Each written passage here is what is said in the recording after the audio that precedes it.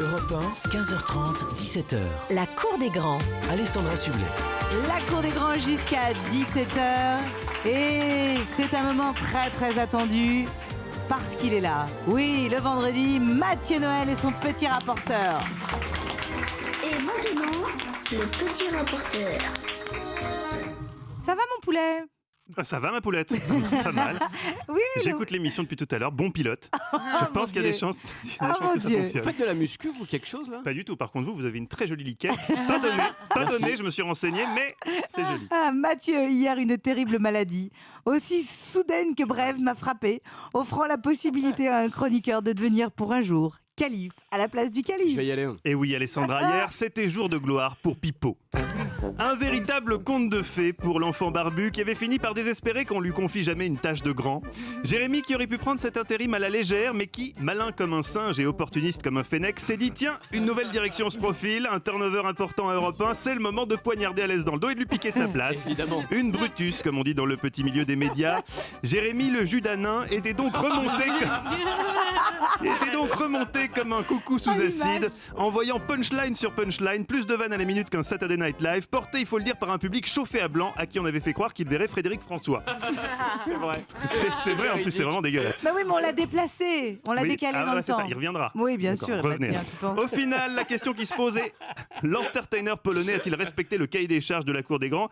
Eh bien, au vu des thèmes abordés et de la pertinence des questions posées en cette semaine cruciale de l'entre-deux tours, Est-ce que mon cul est trop étroit pour le camion des pompiers? la réponse est oui, je crois.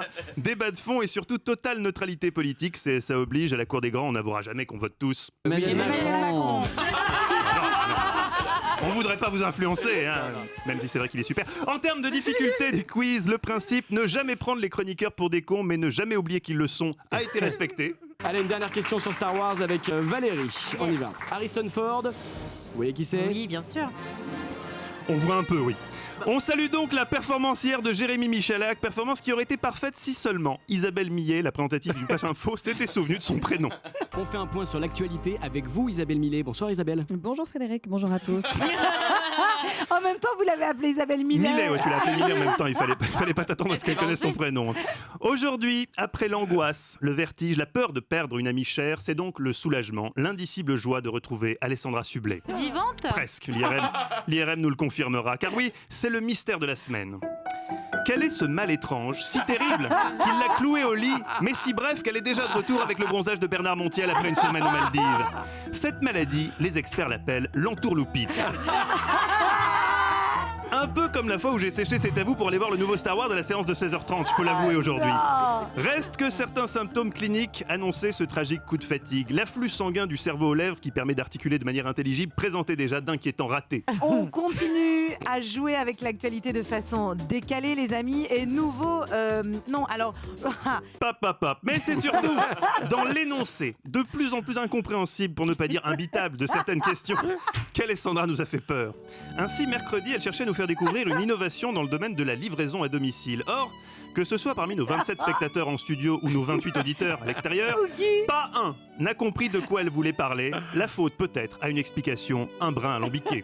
Quelle est l'originalité? Parce que des services de livraison de nourriture, ça etc., il y en a des tonnes et des tonnes C'est maintenant. ce qui va être livré, qui est plutôt attendu, je pense, parce que je pense que plusieurs fois, plusieurs d'entre nous ont dû se dire à quand la livraison. On a pas compris ce que vous vouliez dire. Oui, mais ça a l'air. Non, mais en tout cas, on a dû tous se le dire à un moment donné. SL. Parce que c'est. Vous m'avez pas compris ça? Je sais plus. Étonnamment non, on n'a pas compris. Autre comprends. élément d'inquiétude pour les neurologues qui la suivent, Alessandra semble avoir complètement abandonné l'idée de faire semblant de croire à ses propres news. Au début de la saison, elle se battait pour nous vanter l'intérêt de son info sur la chef dépressive travestie. Elle pouvait faire 12 minutes sur l'histoire d'un singe qui s'accouple avec une vache. Aujourd'hui, l'envie n'y est plus, à tel point que désormais, parfois même en plein milieu d'une news, elle laisse transparaître cette vérité que normalement en radio on cache, à savoir qu'on se contrefout nous-mêmes de ce qu'on raconte. Ainsi, mercredi, au sujet de la palpitante innovation de la fourchette à frites, qui lui a permis une nouvelle fois de placer son fameux accent belge, Alessandra a elle-même coupé court à un débat quelque peu stérile. En fait, l'idée, c'est que tu remettes les 5 frites là où t'as mangé déjà les 5 frites. Tu comprends? Non, mais de toute façon, on s'en fout, on s'en servira jamais. Alors, on va changer de pays, parce que là, de toute façon, on tourne en rond. Bon, c'est mieux de le dire, franchement. Ah bah oui. Le même jour, visiblement de moins en moins engagée dans sa propre émission, Alessandra soulignait elle-même la vacuité d'une de ses infos. Est-ce qu'on parle de ce petit village pour une bonne raison? Oh, je crois qu'au fond, une fois qu'on aura ingurgité cette news, on s'en rappellera plus demain. Voilà, ça a le mérite de la franchise. Je sais pas combien lui rapporte la pub Finlay, mais visiblement suffisamment pour pas avoir à trop se préoccuper de la radio. Hein. N'empêche, c'est super bon, faut le boire Ah, j'ai cru frais. que t'allais dire c'est super rémunérateur. Par ailleurs, Non. on dit que les grands esprits se rencontrent après Sartre et Beauvoir, Montaigne et la Boétie. L'histoire des idées compte un nouveau duo, Valérie Bègue, Francesca Antoniotti. Francesca Antoniotti, anarchiste libertaire corse, bravant tous les interdits de la société judéo-chrétienne jusqu'à, je cite, faire l'amour dans l'avion, mais pas aux toilettes.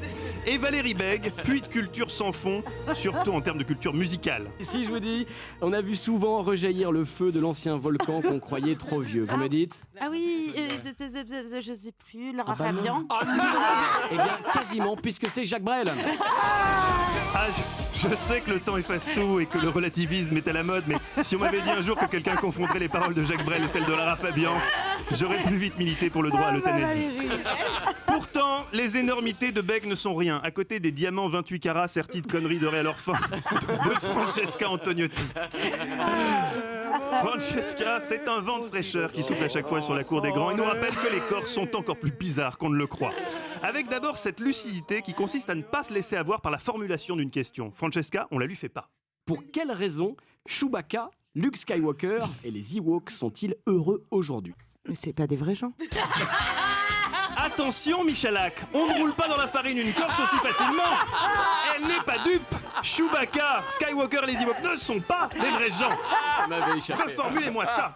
En outre, là où les continentaux ont tendance parfois à trop se creuser la tête sur une question, les Corses ont ce bon sens terrien qui leur permet d'aller droit au but, comme hier durant la leçon du jour sur les pompiers. Voici une première question. Quand vous êtes un pompier français et que vous portez un casque de pompier, qu'est-ce que vous ne pouvez pas faire? Ah, eh ben vous recoiffez. Non. Mais finalement, l'indépendance, pourquoi pas? Ils seront peut-être mieux sans nous, finalement. Bon. Ah non. Enfin, les amis, la cour des grands, ce n'est pas que des sujets futiles et des débats rieurs sur l'accessibilité des rues de mon cul, c'est aussi des engagements courageux pour des causes qui nous tiennent à cœur, comme par exemple les roues. Trop souvent moqués, voire même ostracisés, les roues méritaient un coup de projecteur amical. Pas trop non plus car ils craignent la lumière. Alessandra a donc décidé d'évoquer l'expo photo de Pascal Sacleux, un photographe roux qui a décidé de faire une expo pour dénoncer le racisme anti-roux. Et le moins qu'on puisse dire, c'est qu'Alessandra a filé un sacré coup de pouce à la cause. Beaucoup de roux ont vraiment morflé pendant l'adolescence et certains sont détruits socialement. Pascal aussi a subi son lot de moqueries. Arrêtez de rire, on n'a rien dit, c'est très Si, sérieux je votre vous connais histoire. par cœur. Pendant son parcours et comme il est photographe. Mais non, mais arrêtez. Oh là là. Laissez-la seule Alors- dans ces cas-là. C'est le seul moyen de s'en sortir. Il est photographe professionnel. Coucou les roux, on vous soutient donc à la cour des grands. N'était pas. Franchement, le fou rire n'est pas parti sur les roues, vous pensez bien. On était pas du tout. menteuse. Mais non, mais Bien pas sûr, du tout. mais c'est Pas du tout. bien sûr, Et c'est de la même l'évidence. façon que ce même jour, on a ri sur les Belges et c'était pas sur les Belges. On les aime, les roux et les Évidemment, Belges. on aime, et les Et Belges surtout roux, s'ils on sont les aime roux et encore plus.